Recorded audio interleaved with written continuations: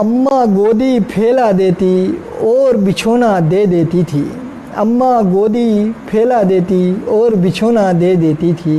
रोता और मचलता था मैं, एक खिलौना दे देती थी। नींद नहीं आती थी मुझको, उठकर थपकी देती थी। रात रात भर जगती थी, बैठे बैठे सो लेती थी।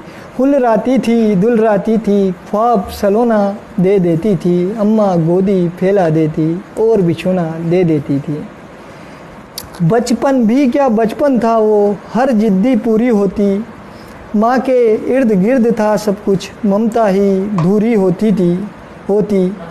माखन मिश्री दूध दही से भरा भगोना दे देती थी। अम्मा गोदी फैला देती और बिछोना दे देती थी। चूल्हे पर वो सेक सेक कर रोटी गर्म खिलाती थी। खुद खा लेती रूखी सूखी, मुझको नरम खिलाती थी। भूखी सो जाती थी, मुझको आधा पौना दे देती थी। अम्मा गोदी फैला देती और बिछोना दे देती थी। नींबू मिर्ची से कई बार नज़र उतारा करती थी। काजल चेहरे पर मल देती, मुझे संवारा करती थी। सबकी नज़रों से बच जाऊं, जादू टोना दे देती थी। अम्मा गोदी फैला देती और बिछोना दे देती थी।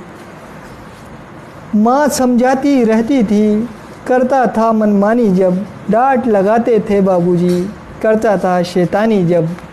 और ढककर आंचल में अपने साड़ी का कोना दे देती थी। अम्मा गोदी फैला देती और बिछोना दे देती थी।